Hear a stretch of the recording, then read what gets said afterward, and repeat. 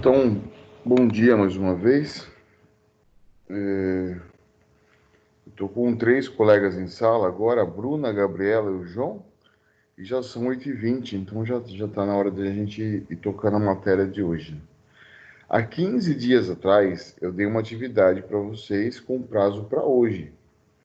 Eu percebo que quando vence o prazo, o pessoal dá uma sumidinha da minha aula.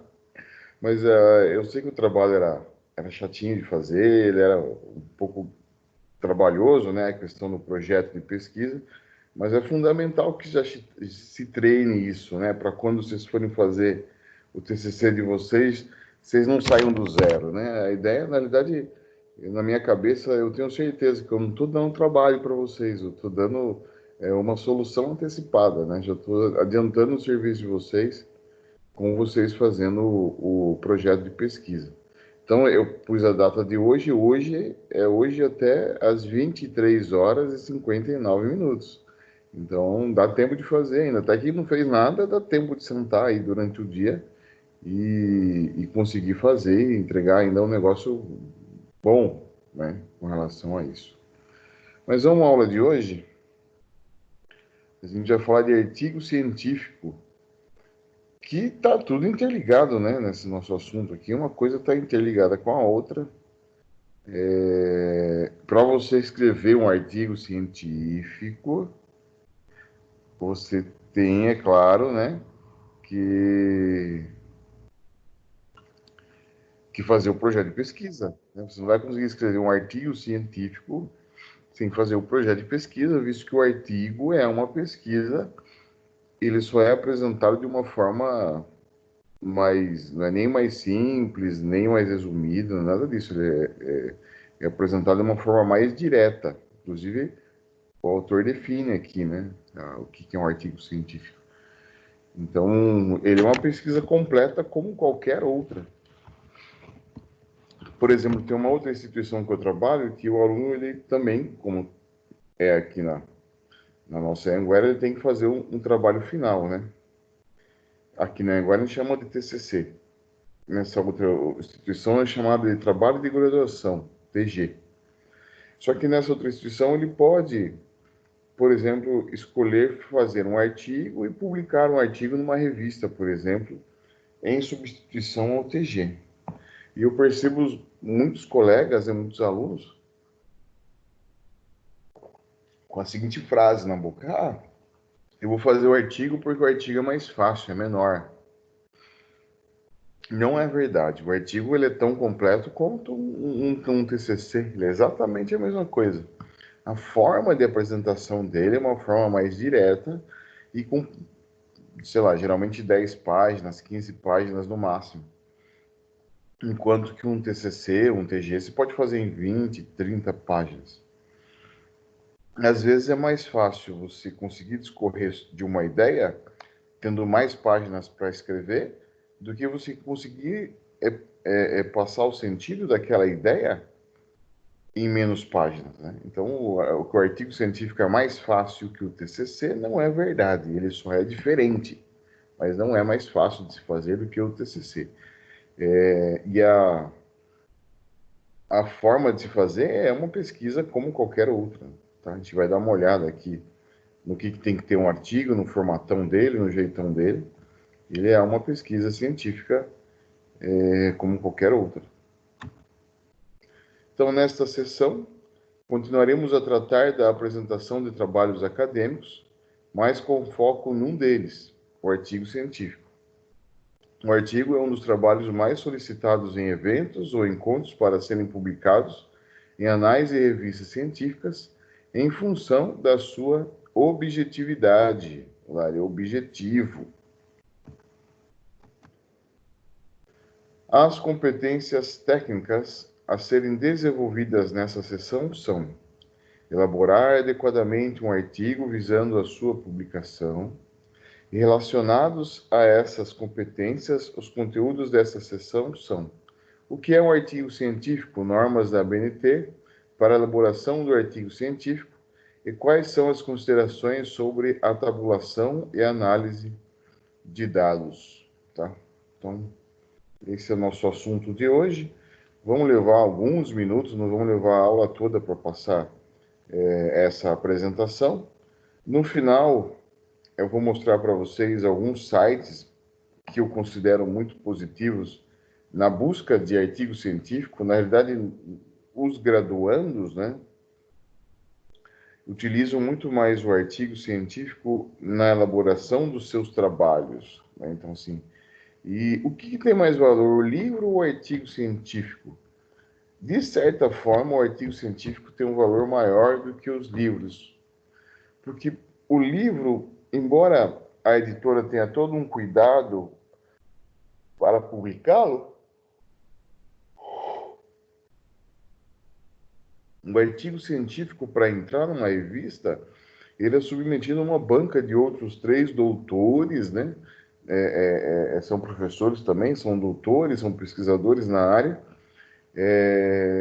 para ver se aquilo que você está discorrendo no seu artigo científico, que você está enviando para uma publicação em uma revista científica, se aquilo faz sentido de acordo com tudo o que a ciência já tem posto, né? Então, esses autores vão olhar o que você escreveu, vão olhar as suas citações, vão olhar as suas referências, e se você usou citações e referências de autores famosos na área, que comprovadamente o que eles falam é aceito pela comunidade científica, o seu trabalho também será aceito. Se você escreveu um trabalho fantasioso, sem citar ninguém, porque tudo saiu da sua cabeça e você não consegue comprovar nada daquilo que você colocou no seu trabalho, apenas a sua fantasia, o seu trabalho não será aceito para ser publicado como um artigo naquela revista. Então, os artigos científicos, eles gozam de uma certa confiabilidade, né? Então, há uma confiança maior na qualidade do que está no artigo científico do que até mesmo em alguns livros, tá? Então, os dois valem muito para nós, tanto o livro quanto o artigo científico. Mas se a gente tivesse que eleger um que vale mais do que o outro, muito provavelmente o artigo científico valeria mais do que os livros publicados. O artigo científico é um trabalho completo, ainda que com dimensões reduzidas. As autoras, né, Lakatos e Marconi, definem como pequenos estudos, porém completos, que tratam de uma questão verdadeiramente científica, mas que não se constituem matéria de um livro. O artigo permite ao leitor o conhecimento do teor completo da pesquisa realizada, uma vez que descreve a metodologia utilizada e os resultados obtidos. Quanto ao conteúdo, o artigo pode ser muito variado, como discorrer sobre um estudo pessoal ou oferecer soluções para posições controvertidas. Também é a opinião do Medeiros, aí no final dessa frase. Então, o artigo científico ele é uma pequena contribuição. Uma vez um professor meu no mestrado, era uma professora, ela definiu isso, né? O que é um artigo científico? O artigo científico é uma pequena contribuição que você faz para o mundo científico, né? Então, o conhecimento científico são pilares, são paredes, né? Construídas com tijolinhos e um tijolinho representa um artigo científico que complementa aquele saber sobre aquela área. A norma da ABNT que trata do artigo é a NBR 6022. Eu define como parte de uma publicação com autoria declarada que apresenta e discute ideias, métodos, técnicas, processos e resultados nas diversas áreas do conhecimento. Quanto aos tipos, o artigo pode ser original ou de revisão. O artigo original apresenta temas ou abordagens originais. Já o artigo de revisão resume, analisa e discute informações já publicadas, pessoal, perdão. Então, ele é completo, né? Então, ele busca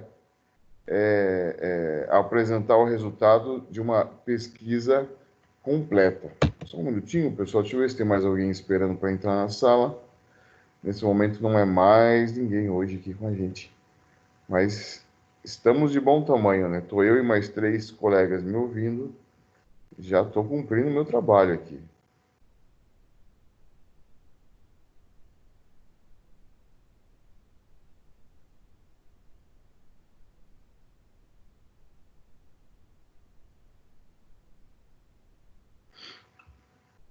Então, ele pode ser um trabalho novo, né? Feito com coleta de dados, com entrevista, com questionário, diversas formas de você coletar dados, com experimentos e tudo mais. Assim como ele também pode ser um artigo de revisão bibliográfica, né? Um artigo que faz revisão de outros artigos. A norma ABNT,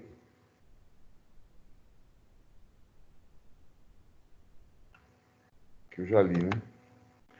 Quando o pesquisador for submeter seu artigo à análise para publicação na revista, deverá utilizar as orientações dessa revista para a formatação. E essas nem sempre são exatamente como as normas da ABNT. Contudo, a maioria das revistas procura utilizar esta norma como referência. Então, no geral, pessoal, a gente pegando o jeitão da norma ABNT para formatação, tamanho da fonte, espaçamento entre as linhas, parágrafo, recuo do parágrafo, citação, referência, forma de apresentação do sumário, forma de apresentação do resumo. Se a gente entender os conceitos fundamentais da apresentação do trabalho acadêmico, seja ele TCC, seja ele um artigo científico, seja ele uma resenha, né? Se a gente entender isso, fica fácil, quando eu for mandar um artigo para uma revista, eu entender as especificidades da revista. Porque, no geral, as regras principais são as mesmas. Se a revista não segue por completo a BNT, ela vai ter uma diferenciação, talvez na forma com que você faz a citação, talvez na forma com que você faz a capa, mas a maioria das regras são as mesmas. Então, assim, o que cabe quando você vai tentar submeter uma revista a um artigo científico? Você lê qual que são as, quais são as exigências daquela revista. Então, acho que antes de mais nada é isso. Então, você entender as exigências daquela revista e se preparar para publicar nela.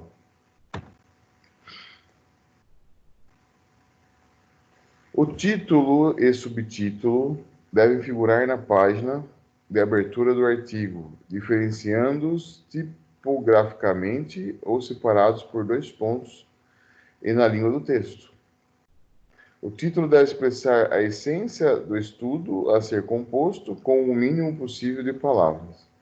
Então, eu comecei lendo sobre o título e não falei aqui. Então, a gente vai falar sobre os elementos do artigo científico.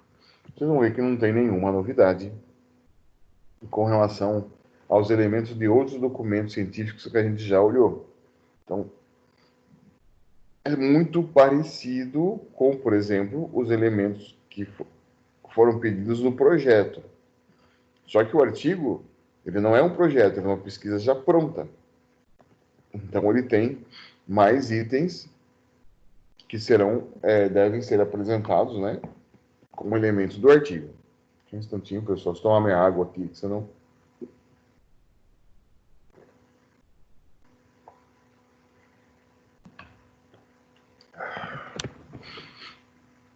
Então, lembrando que eu tenho os elementos pré-textuais. Vamos lá, de novo, eu vou falar sobre esse conceito de pré e pós-textuais e dos elementos textuais, tá? Então, assim, o que me interessa mesmo é o elemento textual, que é lá que está a minha pesquisa, é lá que está o meu estudo. Então, o elemento textual é o texto do seu estudo, tá? Elementos pré-textuais são itens que o seu trabalho tem que ter para uma correta forma de apresentação. Então, ele vem antes do texto principal, onde está a sua pesquisa, né? Vem antes. Até mesmo para quem for ler, já entender informações prévias sobre aquilo que você colocou no seu trabalho, certo? Que você pesquisou, que você tem como resultado. Então, elementos pretextuais vêm antes do seu trabalho, depois vem o seu trabalho em si, nos elementos textuais, e por último vêm os elementos pós-textuais, que vêm depois do seu trabalho, que complementam, né, subsidiam o leitor de outras informações sobre o assunto que você pesquisou. Então, o que interessa mesmo são os elementos textuais, que é aquilo que é o seu trabalho, né? Agora, não adianta você fazer um bom trabalho se você não tiver o cuidado de fazer corretamente os elementos pré e pós-textuais, né? Então não adianta você. O mundo é assim, né? Não adianta você ser um excelente profissional na sua área. Você tem que demonstrar ser um excelente profissional em sua área, né? Então, o pessoal da administração e da contabilidade, não adianta você saber fazer um lançamento contábil correto, ou você saber fazer um planejamento financeiro, né? Tange as duas áreas, contabilidade e administração, muito bem feito, né? Você tem que saber se comunicar sobre isso, né? Você tem que saber explicar isso para o seu cliente, e o seu cliente tem que olhar para você e sentir confiança em você. Então, você não necessariamente precisa estar usando terno e gravata, mas você tem que ter um português, né? Uma forma de se expressar que passe confiança para o seu cliente, né? O pessoal da educação física, a mesma coisa, né? Não que um profissional de educação física não possa ser gordinho, não tem problema um profissional de educação física ser gordinho, até mesmo porque isso é uma característica física que não tem muito a ver com você fazer muito exercício ou pouco exercício, entender a fundo educação física, entender a fundo de um esporte, isso não tem muito a ver. Agora, um profissional de educação física com hábitos considerados ruins para quem deve cuidar do físico, isso pode prejudicar um pouquinho o profissional. Então, um profissional de educação física que volta e meia é flagrado bêbado, por exemplo, que é flagrado fumando, que é flagrado, não que ele não possa fazer isso nas suas horas vagas, né? Mas se ele for flagrado, né, fazendo algo que vai contra aquilo que se espera de um profissional de educação física, também não soa muito positivo, certo? Então você não tem que só ser, não tem que só ser, você tem que aparentar ser, então vai mais do que ser, né? Então tem que, para você ter essa confiança no mercado. O pessoal da educação física não se chateiem comigo, foi o único exemplo que veio na minha cabeça agora, mas é verdade, é um profissional que é muito visto dessa forma e às vezes, infelizmente, ele é julgado. Ah, aquele profissional de educação física lá, aquele gordinho lá é professor de educação física. Mas isso não tem nada a ver, ele pode ser um excelente professor de educação física sendo gordinho, então isso não é um pecado para ele. Mas algumas outras coisas é bom se atentar nesse mundo aí, que as academias, se tem um lugar que tem julgamento nesse mundo, esse lugar se chama academia de ginástica, né? E é claro, né, não adianta você ter um bom trabalho nessa parte de elementos pré-textuais, né, muito bem feito, correto, seguindo as normas, se você não tem um corpo do trabalho bem feito, né? Então, não adianta você ser só a casca também e não ter conteúdo. Acho que seria o pior das conjugações, né? Você tem uma aparência muito boa, mas o conteúdo é ruim. E isso também vale para os trabalhos acadêmicos. Você tem um trabalho que tem um esmero, um cuidado muito grande com a formatação, mas o conteúdo é um conteúdo muito superficial, quer dizer, em nada agrega, em nada, é só uma perda de tempo, né? O autor teve uma perda de tempo para escrever aquele conteúdo superficial e o leitor teve uma perda de tempo para ler aquele conteúdo superficial. Então, o conteúdo também ele tem que ser completo, né? O conteúdo também tem que ser bem feito, né? Com um nível razoável de profundidade. Então vamos lá. Elementos do artigo científico, elementos pré-textuais. Título. O título e subtítulo, se houver, devem figurar na página de abertura do artigo. diferenciados tipograficamente ou separados por 2 pontos. Gente, ele está falando aqui, ó, do título e subtítulo. Se o seu trabalho tiver um título e tiver também um subtítulo, eles devem estar separados tipograficamente, ou seja, o título está em negrito e o subtítulo não está em negrito. É uma coisa. Ou então separado por 2 pontos. O título deve expressar a essência do estudo a ser composto com o mínimo possível de palavras. Embora pareça ser um elemento simples, muitas pessoas têm dificuldade de achar o título do seu trabalho ou um título que represente a fundo, né, o que ele pesquisou. Então, ele é um elemento muito importante, né? Até mesmo porque, dependendo do título, você vai ou não vai despertar a intenção de alguns leitores de lerem ou não lerem o seu trabalho. Nome dos autores deverá ser acompanhado de breve currículo que os qualifique na área de conhecimento do artigo. O currículo dos autores, bem como os endereços postal e eletrônico, devem aparecer em rodapé indicado por asterisco na página de abertura ou, opcionalmente, no final dos elementos pós-textuais, onde também devem ser colocados os agradecimentos dos autores e a data de entrega dos originais à redação do periódico. Então, ele está dizendo que no artigo científico você tem que ter o título do artigo e você tem que ter o nome dos autores, né? E é importante, é verdade, as revistas pedem para que você coloque no mínimo o seu e-mail no artigo, né? Para quem leia o seu artigo e queira discutir com você depois, possa entrar em contato através de e-mail. Resumo na língua do texto. O resumo é elemento obrigatório, deve ser uma síntese do trabalho, constituída de uma sequência de frases concisas e objetivas, não ultrapassando 250 palavras, conseguindo logo abaixo das palavras-chave ou descritores conforme a NBR 6028. Então, você segue aqui também uma norma para fazer o resumo do texto. Lembrando, pelo amor de Deus, pessoal, não cometam essa gafe, tá? O resumo, você só resume algo que já está feito, né? Como foi o seu final de semana? Você resume o seu final de semana como ele foi, né? Então é o resumo de como foi o seu final de semana. É o resumo de como você fez aquele trabalho, com as suas intenções iniciais, o meio do trabalho que você fez de fato e as conclusões finais que você tirou daquele trabalho. Então é lógico, e é óbvio que o resumo você escreve por último, depois que você já fez o seu trabalho. Pelo amor de Deus, pessoal, não cometam a gafe com os professores que venham ajudar vocês a fazer o trabalho científico com a pergunta do tipo: olha, eu já comecei a fazer meu trabalho e já escrevi o resumo, porque realmente é dolorido para quem já percorreu mais de uma vez, né, o ritual de uma pesquisa ao ouvir essa frase, né? O resumo você não escreve por primeiro, o resumo você escreve por último, sempre. Embora ele apareça quando você for ler o trabalho, ele aparece no começo, mas você escreveu ele por último. Palavras-chave na língua do texto. Elementos obrigatórios devem aparecer logo abaixo do resumo, antecedidas da expressão palavras-chave. Devem ser separadas por si, por ponto, e finalizadas também por ponto. Então, assim, não existe uma regrinha de palavras-chave, embora a gente busque sempre achar essa regrinha, não tem a norma da BNT, a NBR 6028, ele fala mais do resumo e também comenta sobre as palavras-chave. Mas o que são as palavras-chave?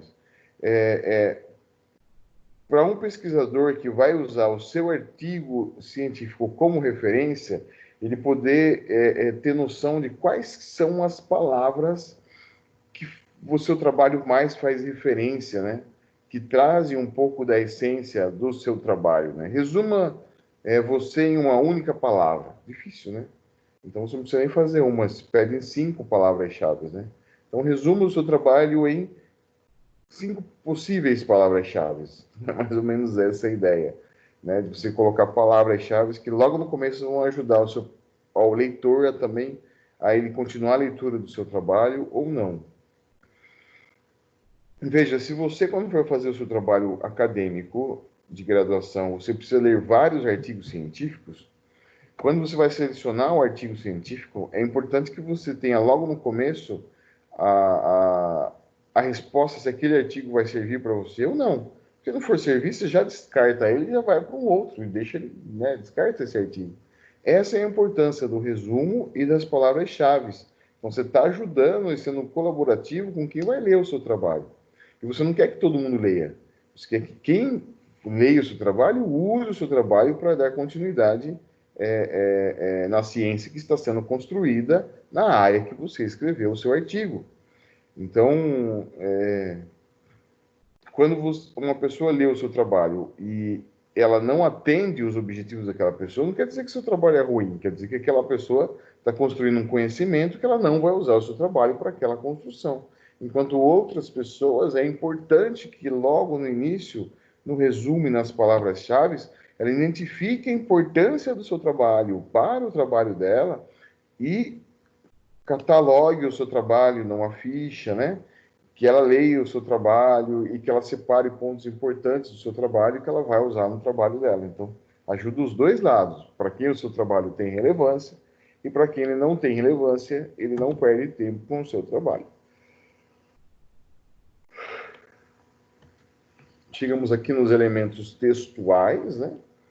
Basicamente, os elementos textuais são só três grandes elementos, né? Pode ser que esses três grandes elementos tenham as 10 páginas, ele ocupe, né?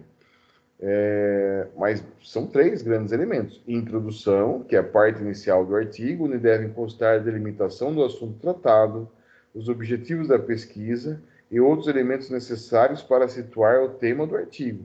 Na introdução, também deverá ser apresentada a estrutura do artigo, o que contém cada uma de suas partes de maneira objetiva. Geralmente, pessoal, na introdução, vocês vão colocar os aspectos do projeto. Então, lá no projeto, qual que é o objetivo da pesquisa? Vocês colocam aqui.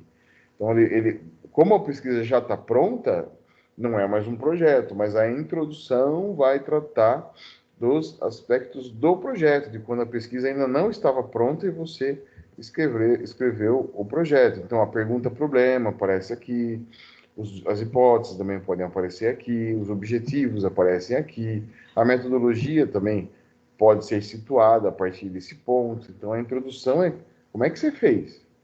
O desenvolvimento é o que você fez em si. Então, parte principal do artigo, que contém a exposição ordenada e pormenorizada do assunto tratado. Divide-se em seções e subseções, conforme a NBR 6024, que variam em função da abordagem do tema e do método. É a parte na qual o conteúdo do artigo é desenvolvido e que permite ao leitor a compreensão do que foi feito e a forma de obtenção das informações. Desenvolvimento é a pesquisa em si. Então, vamos falar na pesquisa bibliográfica, toda a parte bibliográfica. Ah, mas a pesquisa ela foi uma pesquisa de campo, então obrigatoriamente ela tem a parte biográfica, tem a parte de campo e tem os resultados disso. Então, o desenvolvimento é a pesquisa em si, o que você fez em si sobre aquele assunto que você coloca, que você apresenta no artigo científico, nesse tópico chamado desenvolvimento.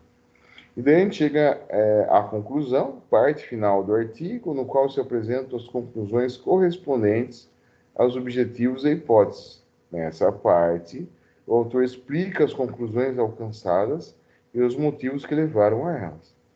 Bom, se a gente for pensar em um artigo de revisão bibliográfica, então a introdução, você vai escrever a introdução com base naquilo que você tinha de projeto de pesquisa.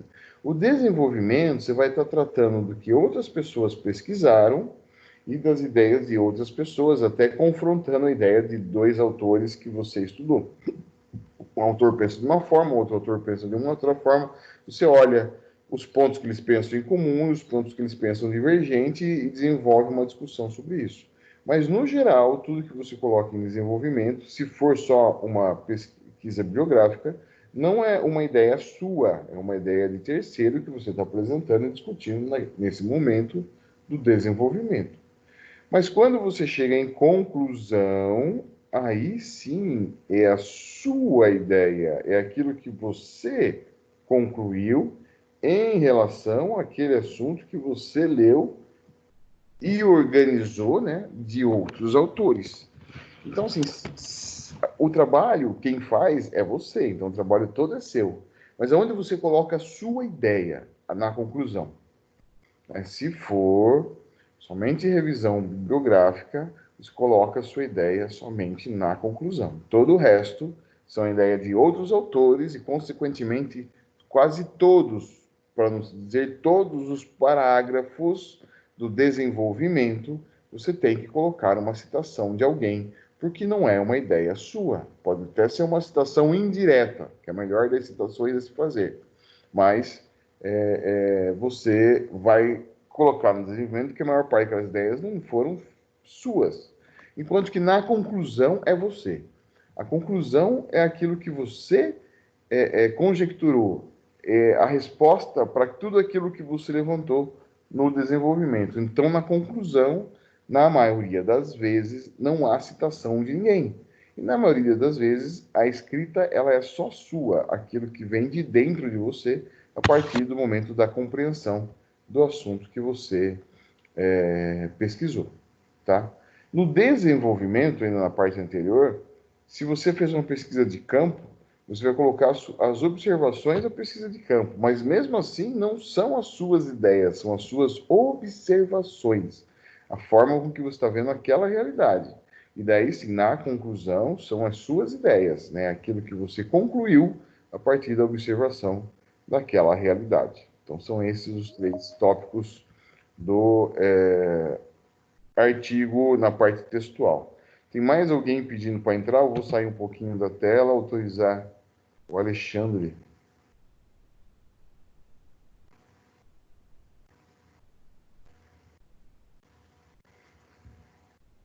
Bom dia, Alexandre. Seja bem-vindo. A aula já está acontecendo, tá? A gente vai continuar aqui da onde ela já está. Bom dia, professor. Tudo bem? Desculpa o atraso aqui. Imagine, seja bem-vindo. Então, voltamos aqui à página que a gente já estava, os elementos textuais, a gente já passou, então, né, do artigo científico. Agora, os elementos pós-textuais, né? O que vem depois do texto do artigo científico. Então, título e subtítulo em língua estrangeira é o mesmo título apresentado no início do artigo, em uma outra língua, que pode ser o inglês, francês ou espanhol, ou ainda conforme a definição da revista. No geral, né, as revistas, se for uma revista que tem a pretensão, né, de também ter uma versão numa língua estrangeira, ela vai escolher o inglês, né, que é a língua universal dos negócios, né, e também das pesquisas, né, da forma de comunicação. Então, o inglês ele tem no mundo um protagonismo frente às outras línguas. Raramente a revista vai pedir, a não ser que ela seja uma revista espanhola, por exemplo, dela vai pedir um resumo no idioma espanhol. Mas outros idiomas são bem mais raros, tá? O francês também não é comum você ter resumos em francês, a não ser que você vai escrever para uma revista francesa, tá? Então, título e subtítulo em língua estrangeira é o mesmo título apresentado no início do artigo em uma outra língua, que pode ser inglês, francês, espanhol, ou ainda conforme a definição da revista. Resumo em língua estrangeira, elemento obrigatório, versão do resumo na língua do texto para idioma e divulgação internacional, com as mesmas características. Em inglês, abstract, em espanhol, resume, em francês, résumé. Por exemplo, observar que o resumo segue a mesma língua estrangeira definida para o título. Então, provavelmente vai fazer um título em inglês, né? Se for mandar para uma revista que tem a pretensão de publicação internacional, e muito provavelmente você vai fazer o tal do abstract, que é um resumo em língua inglesa. Foi o terror do passado, era o terror na época em que eu era graduando, né, a minha primeira graduação, lá nos idos de 2003, né, foi quando eu me formei na minha primeira faculdade, então isso aqui era um terror, que a gente tem que traduzir isso aqui com um dicionáriozinho, né? Hoje em dia tem o tal de Google Tradutor, né? E embora ele não seja preciso, e embora não está dispensado de um olhar técnico do inglês, ele agiliza a sua vida, né? Então você consegue fazer traduções através do Google Tradutor. Se você tiver uma noção de inglês, você já consegue fazer a correção você mesmo. Ou se você não tiver segurança no inglês, você pode pedir para alguém. Mas você não vai chegar para ela e falar, viu, traduz o meu resumo. Você não vai falar isso para ela. Você vai chegar, viu, confere se a minha tradução está coerente. Então, hoje em dia é um pouco mais fácil você fazer o resumo em língua estrangeira do que era mais ou menos 20 anos atrás. Palavras-chave em língua estrangeira, elemento obrigatório para a versão, palavras-chave na língua do texto, para a mesma língua do resumo em língua estrangeira. Então, escreveu o resumo, o título, também escreve palavras-chave em língua estrangeira. Notas explicativas, são informações que servem para acrescentar dados a alguma explicação dada ao texto. Não são textos longos, mais curtos, com o objetivo de esclarecer alguma coisa, acrescentar informações, fazer alguma indicação de fonte. Referências, que tem todo o trabalho acadêmico. Lista em ordem alfabética das fontes utilizadas para estudo efetivamente citadas no documento, seguindo a NBR 6023. Glossário, elemento opcional, lista em ordem alfabética do termos desconhecidos, compostos por palavras técnicas pouco conhecidas, em idiomas, termos tecnológicos. Então, a ideia do glossário é um vocabulário, algo novo, né, que você quer que o seu leitor tenha um entendimento completo daquele termo, então você coloca o glossário lá para ajudar o seu leitor. Terminando aqui os elementos pós-textuais, né, do artigo científico, tem os apêndices. Elemento opcional, os apêndices são indicativos por letras maiúsculas consecutivas, travessão e pelos respectivos títulos. Texto ou outro documento elaborado pelo próprio autor do trabalho, com o objetivo de esclarecer alguns aspectos do conteúdo, apresentar instrumentos utilizados para a coleta de dados ou outras informações que sejam relevantes para o estudo. Então, vamos pensar que você fez uma pesquisa que você teve que tabular os dados de um questionário, né?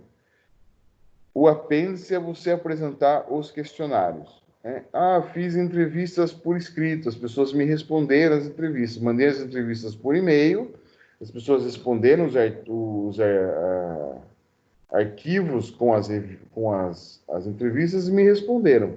Você pode colocar as revistas na íntegra no final, na parte de apêndice, né? E anexos. Elemento opcional, os anexos são identificados por letras maiúsculas, consecutivas, travessão e pelos respectivos títulos. Os anexos são constituídos por textos ou documentos adicionais e que esclarecem ou acrescentam informações importantes para o estudo, elaborados por outrem. Então, talvez uma lei, talvez algo que fundamente o seu trabalho, você coloca também como anexo ao seu trabalho no artigo científico. Tudo isso é para comprovar que aquilo que você colocou no trabalho, você tem evidências ainda maiores que aquilo é verdadeiro. Então, é uma forma de você deixar o seu trabalho ainda mais relevante, provando com outros documentos as verdades que estão ali no seu trabalho, as evidências daquele estudo.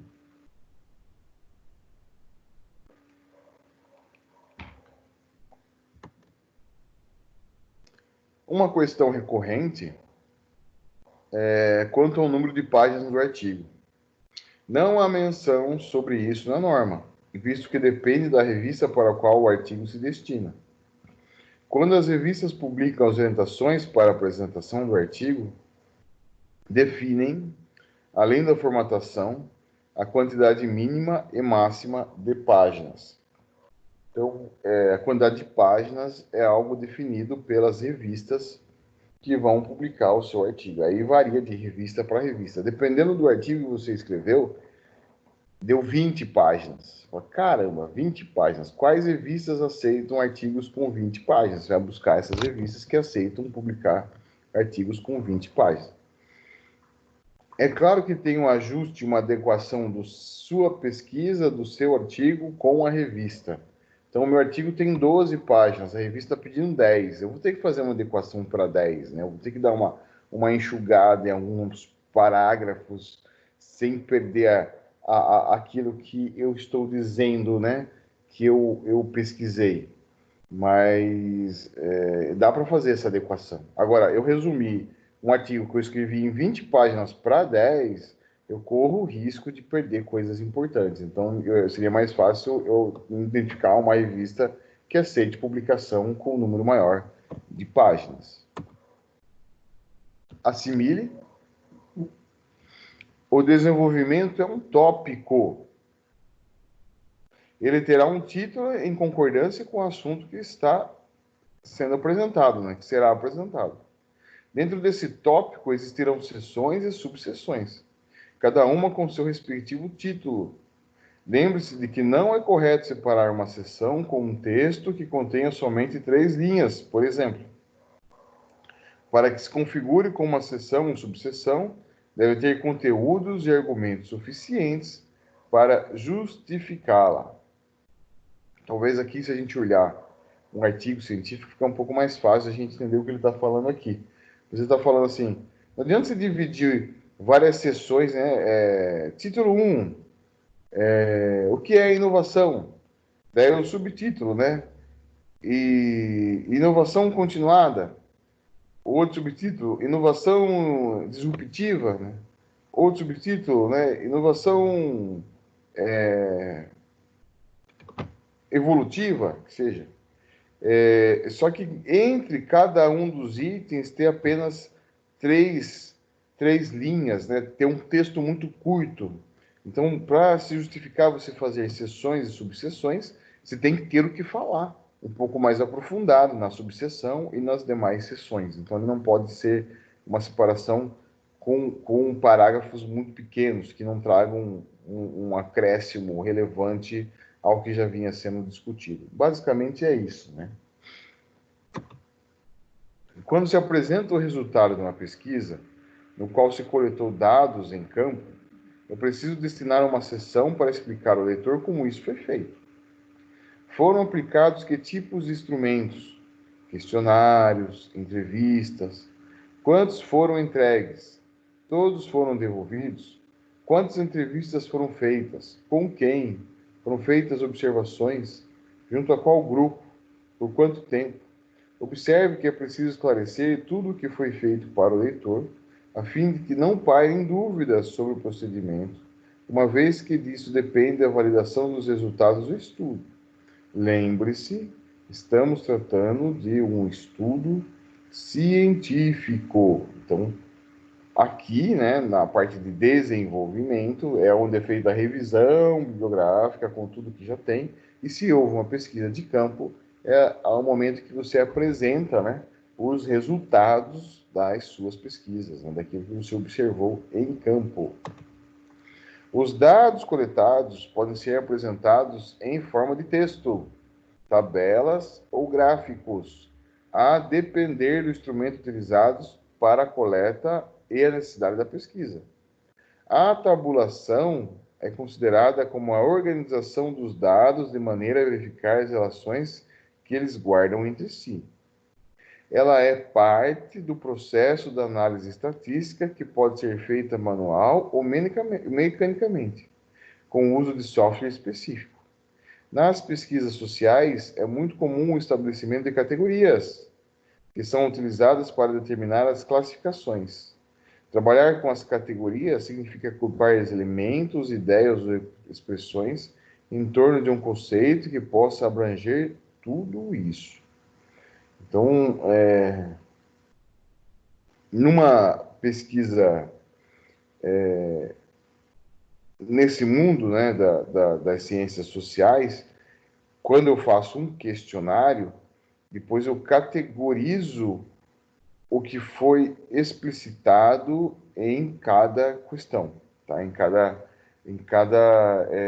ideia. Às vezes a questão, ela abrange mais de uma categoria, né? Que se é um questionário, ou se ele é uma entrevista, ele vai ter perguntas abertas, e essas perguntas abertas fazem com que a pessoa que está sendo entrevistada comente algo ou faça um relato, né, sobre uma situação, e você categorize partes desse relato dessa situação.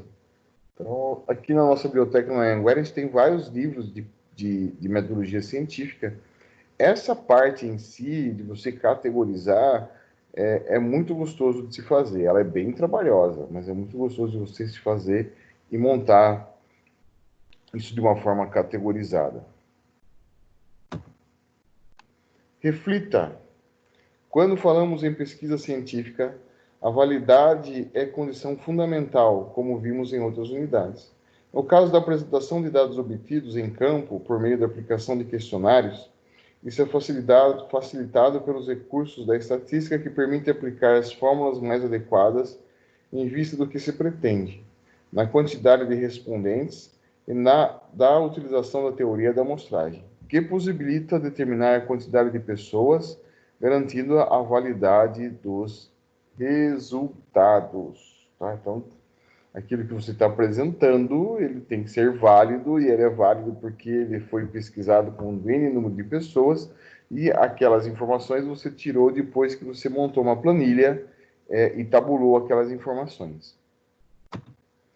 Exemplificando, então. Numa pesquisa em que a coleta de dados em campo contou com questionários e entrevistas, qual será a melhor forma para dispor as informações? Observe que são instrumentos diferentes e, portanto, a forma de apresentação dos resultados será diferente. No caso dos questionários, o melhor será elaborar gráficos ou tabelas nos quais fiquem expressas as respostas obtidas em formas de quantidade. No caso das entrevistas, o pesquisador poderá utilizar CD quadros nos quais fique claro qual foi a pergunta e a transcrição das respostas. Outra alternativa é, dentro do próprio texto elaborado pelo pesquisador, fazer as inserções citando as falas dos autores sociais. Sim, né, quando você faz a análise, quando você olha o que aquelas pessoas que você entrevistou, por exemplo, respondeu, você pode montar um texto, e no seu texto, quando você quer explicar as suas observações, você cita o que essas pessoas comentaram. Eu vou mostrar isso para vocês, apresentando um trabalho para vocês. Só terminar essa apresentação, eu mostro para vocês esses itens, tá?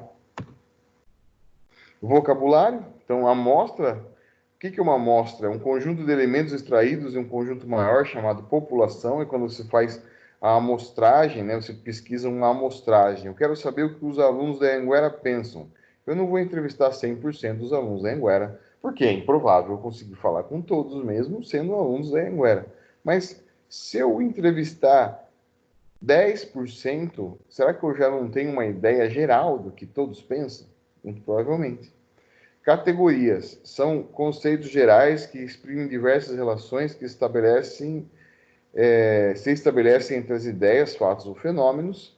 E população pode ser constituída de indivíduos, famílias, né, acontecimentos ou outros objetos de estudo que o investigador pretende descrever ou para os quais pretende generalizar as suas conclusões ou resultados.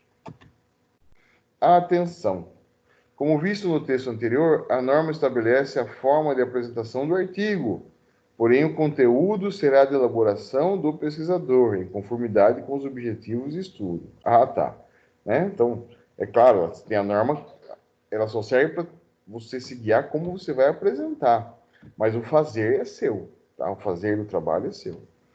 Quanto à forma de apresentação e análise dos dados, o artigo prevê a inserção de gráficos, tabelas e categorias, conforme os instrumentos utilizados para a coleta de dados, à semelhança do que deve ocorrer com o relatório final de pesquisa.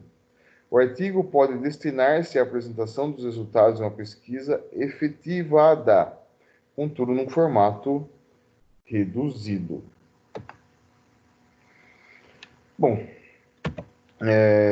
Com relação ao artigo científico, o que eu devia falar de uma forma geral é isso. Eu queria apresentar outras duas coisas aos colegas aqui. Uma Algo que eu queria apresentar é uma pesquisa minha, eu queria mostrar um pedacinho de uma pesquisa que eu fiz no mestrado.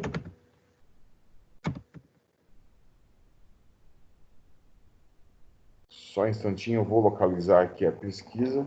E gostaria de mostrar, eu acredito que eu já mostrei para vocês, alguns sites onde a gente pesquisa artigos científicos ligados, né, à nossa área de gestão. Eu também acredito que encontre talvez alguma coisa na área de educação física, tá? Mas se não encontrar algo lá, tem as revistas específicas de educação física. Estou abrindo aqui o artigo, só um minutinho, o artigo não, a minha pesquisa,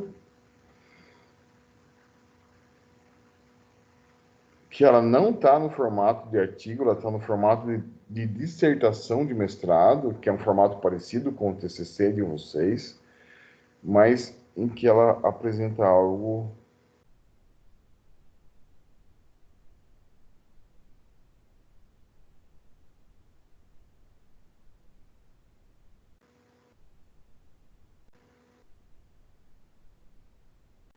Eu não tenho pretensão de mostrar ela inteira para vocês, pessoal, porque não é essa a ideia.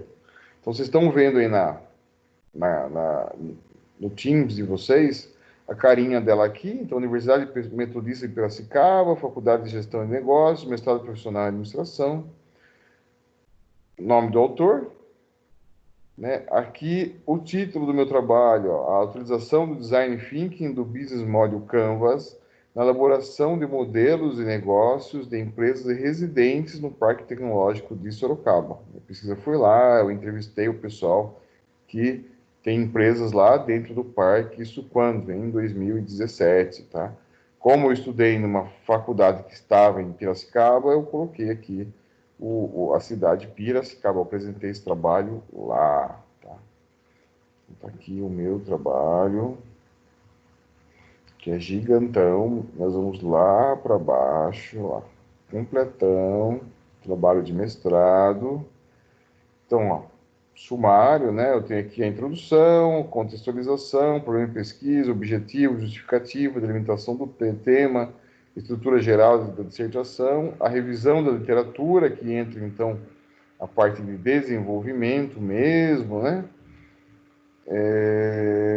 A metodologia, e aqui entra a análise e discussão dos resultados, tá? Página 77. De 127. É um trabalhinho só de 127 páginas que a gente fez para o mestrado. Então, tá aqui. Aqui, então, está a análise e discussão dos resultados. Aqui está a questão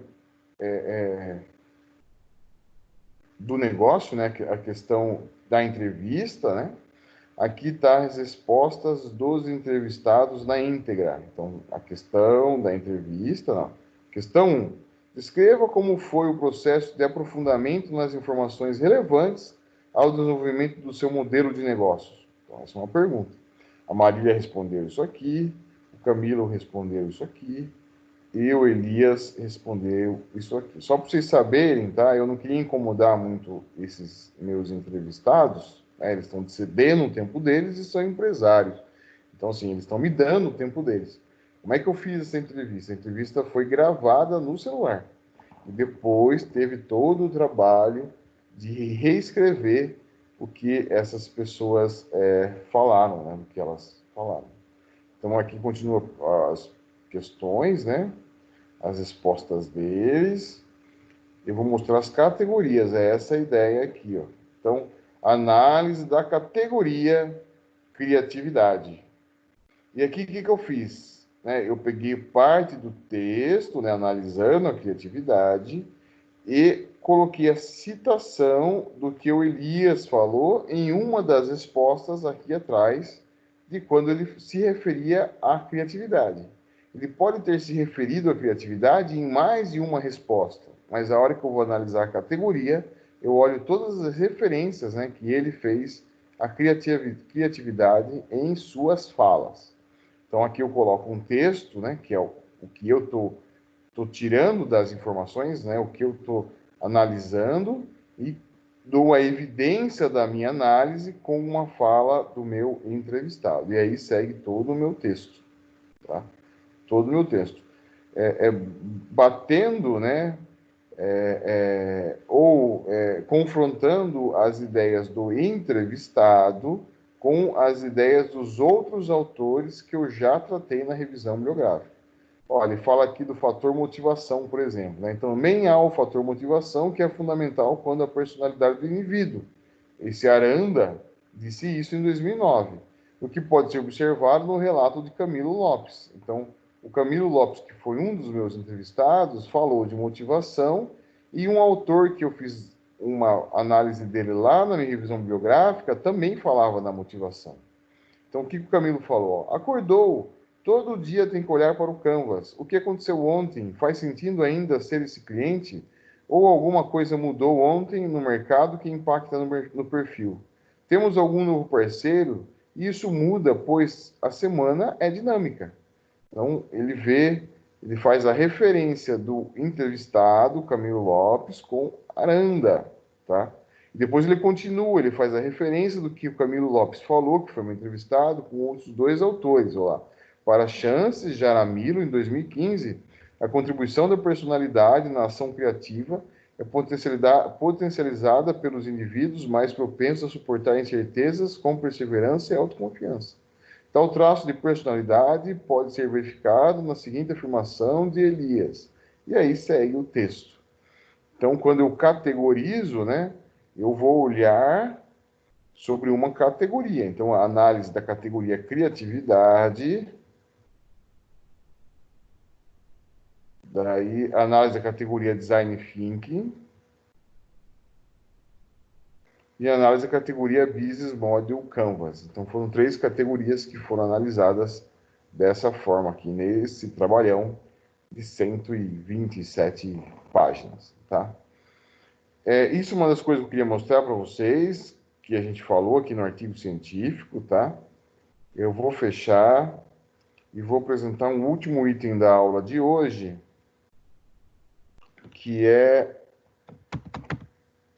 já devo ter mostrado isso para vocês, acredito que já, mas nunca é demais, né? Aonde que eu faço a consulta a artigos científicos, né? Então, conforme eu falei no começo, o Alexandre chegou um pouquinho depois, vou repetir, Alexandre. É assim, um livro, ele é importante para uma pesquisa científica, é importante você ler os livros, mas talvez mais importante do que os livros sejam os artigos científicos, né? Os artigos, eles têm uma relevância ainda maior. Por quê? Porque para você publicar o artigo em uma revista, você tem que passar por uma banca, e os artigos têm que ser avaliados por no mínimo 3 especialistas, que vão olhar o que você está falando ali, se aquilo que você está falando é coerente, e se os autores que você usou para chegar àquelas conclusões também são coerentes. Feito isso, né, de fato, há toda uma coerência e uma verdade ela foi construída a partir dos conhecimentos que já se tinham até o momento. O seu artigo ele é autorizado a ser publicado, né, ele é aceito para publicação. Então, o artigo científico, de certa forma, ele tem uma verificação da sua verdade maior do que a verificação da verdade do que está em um livro. Embora as editoras também façam essa verificação, ele não é tão rigoroso quanto o de uma revista científica, por exemplo. Ai, perdão, gente, projetei coisa errada aqui. Isso aqui a gente já fez. Vamos projetar a minha tela do Chrome. Então, acho que eu já mostrei para vocês, mas eu vou mostrar de novo.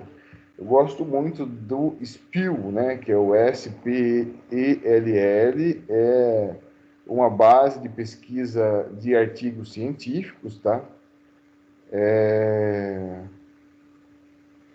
E aqui eu consigo pesquisar N áreas, né? Marketing, administração, contabilidade. Então tem muita coisa aqui que a gente consegue estar pesquisando. Vamos ver se tem uma coisa na área de controladoria, né? Vamos ver. Por curiosidade, controladoria, que é uma das áreas de pesquisa da contabilidade, mas também tange muito a administração, por exemplo.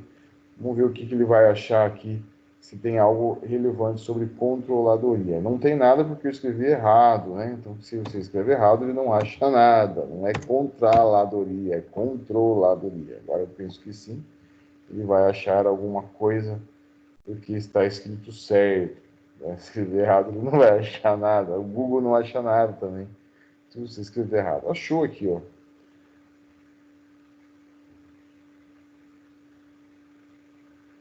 Então, a implantação da controladoria em micro e pequenas empresas no Brasil. O que considerar? Eu olhei aqui, eu acho que não tem ninguém de contábeis na minha aula hoje aqui. Tomara que eles assistam depois essa aula, né? Pelo menos é para assistir essa aula gravada, né? Aqui é uma dica importante. Esse assunto é um dos assuntos que pode ser falados aqui na Anhanguera, né? Controladoria aqui no TCC. Então, é um artigo bem interessante para micro e pequenas empresas. Então, isso aqui é algo relevante para o mundo da contabilidade. Olha, veja que quando eu clico, então, no artigo, ele não abre o artigo para mim ainda. O que, que ele abre? Ele abre para mim o resumo, para ver se esse resumo me interessa, se eu quero continuar a ler esse artigo. Então, ele abre o resumo. O que mais que ele abre? Palavra-chave. Olha aquelas aqui, ó. Controladoria, governança, pequenas empresas, sobrevivência empresarial. Veja que essas palavras-chave, elas fazem referência ao título. E ela também ajuda aqui, ó, esse buscador, a Spill, a achar um artigo com a palavra que eu quero. Eu digitei controladoria, ele achou o artigo. Aqui ele me mostra quais são os principais citações, né, desse artigo, até mesmo porque aqui ele já vai validar quem que ele usou como referência, né? E se eu me interessar e quiser ler o artigo inteiro, eu clico em PDF, vai aparecer para mim aqui o artigo inteiro, tá? Em PDF, ele baixa aqui o artigo para mim e eu consigo fazer a consulta aqui desse artigo inteiro nessa plataforma Spill. Essa plataforma Spill permite isso. Ele foi publicado na revista da Micro e Pequena Empresa no ano de 2020. E está aqui a publicação desse artigo aqui. Tá, pessoal? Acho que é isso que eu queria mostrar para vocês, aonde vocês acham que vocês vão usar os artigos para construir a pesquisa de vocês, tá? Bom, eu vou fechar aqui. Pessoal, a aula de hoje é essa, tá? É isso que eu tinha para apresentar para vocês, que eu tinha preparado para vocês, tá? E hoje a data limite que eu tinha dado para o trabalho do projeto de pesquisa, que é um trabalho importante, que vocês já se habitualizem a fazer um projeto de pesquisa, então era essa a ideia. Quem não entregar hoje pode entregar outra data? Pode, mas vai ter uma diminuição de quanto vale a pontuação lá do artigo, tá? Então vai cair um pouco a pontuação do artigo se entregar outro dia. Então, não vou conseguir entregar hoje. Já passou 15 dias, eu não consigo entregar. Não tem problema, tá? Se entrega em um outro dia. Mas não vai ter a mesma pontuação de quem entregar na data, né? Quem entregar hoje vai concorrer a uma pontuação maior. Quem entregar depois, né, depois de avaliado o artigo, vai concorrer a uma pontuação menor. É isso, meus caros, né? Fico à disposição. Se alguém tiver alguma dúvida, pode falar comigo aqui agora, ou se quiser mandar e-mail, se comunicar comigo em outra forma depois, também pode, tá bom? Certo, professor. Valeu. É isso? Obrigado, meus caros. Eu estou à disposição, tá? Vou parar a Certo. gravação aqui. Oi, alguém quer falar? É isso, né, Alexandre? Muito É isso obrigado. aí. Falou, Caramba, professor. falou. Um bom dia para vocês, uma boa semana de